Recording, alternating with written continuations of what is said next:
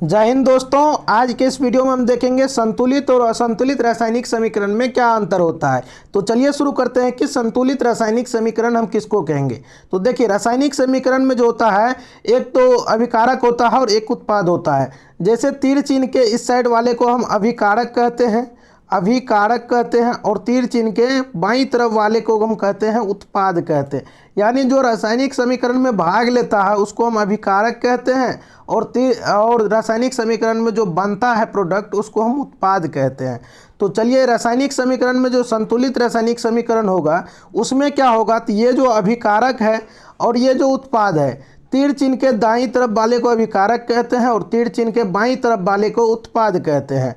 तो तीर चिन्ह के दाईं तरफ जो अभिकारक और उत्पाद है, तो इस चीज़ में संतुलित रासायनिक समीकरण में अभिकारक और उत्पाद में जितने भी परमाणु होंगे उस सभी का जो है परमाणु संख्या, जो भी तत्व होगा सभी का परमाणु संख्या अगर बराबर हो गया तो उस रासायनिक समीकरण को हम कहते हैं संतुलित रासायनिक समीकरण। वही परिभाषा यहाँ पे लिखा गया है।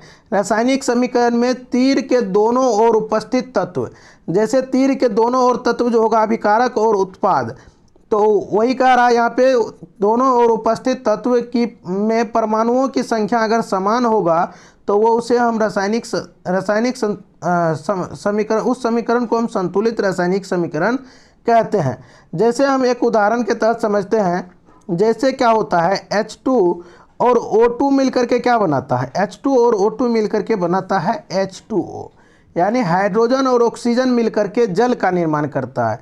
अब यहाँ पे देख सकते हैं आप, हाइड्रोजन के 2 अणु है और ऑक्सीजन के 2 अणु है, और उत्पाद में आप देखेंगे हाइड्रोजन के 2 अणु तो है लेकिन ऑक्सीजन के 1 अणु है। तो इसी चीज़ को हमको संतुलित करना होता है। जैसे यहाँ पे अगर हम 2 लगा देंगे तो हाइड्रोजन के 4 अणु हो गए, और यहाँ पे हम 2 लगा देंगे तो हाइड्रोजन के 4 अणु हो गए इधर भी, और हाइड्रोजन के 4 अणु इधर भी हो गए। ऑक्सीजन के 2 अणु और ऑक्सीजन के 2 अणु इधर भी हो गए। तो ये क्या हो गया, तो यहाँ पे देखिए हाइड्रोजन और ऑक्सीजन के परमाणुओं की संख्या इधर भी समान है और इधर भी समान है। तो इस तरह के समीकरण को हम संतुलित रासायनिक समीकरण कहते हैं। अब हम चलिए देखते हैं कि असंतुलित रासायनिक समीकरण कहेंगे किसको।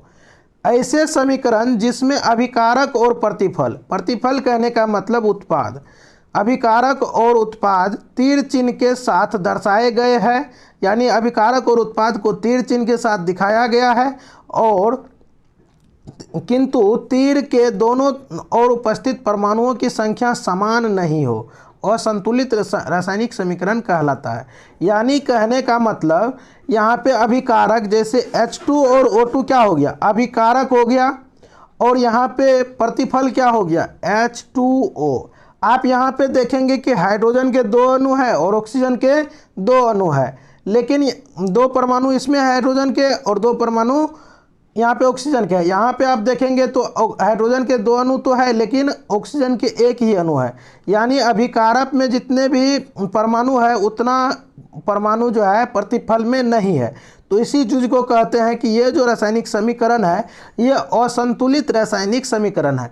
यानी कि अभिकारक में उपस्थित परमाणुओं की संख्या और प्रतिफल में उपस्थित परमाणुओं की संख्या बराबर नहीं है। तो इस तरह के समीकरण को हम असंतुलित रासायनिक समीकरण कहते हैं। तो चलिए, उम्मीद करते हैं कि आप लोगों को ये संतुलित रासायनिक समीकरण और असंतुलित रासायनिक समीकरण में अंतर थोड़ा बहुत समझ में आ गया होगा। तो चलिए, आप लोग वीडियो को लाइक कर दीजिएगा, चैनल पर नए हैं तो चैनल को सब्सक्राइब कीजिएगा। मिलते हैं किसी नेक्स्ट टॉपिक के साथ, नई जानकारी के साथ। तब तक के लिए बाय। आप लोग पढ़ते रहिए और मचाते रहिए।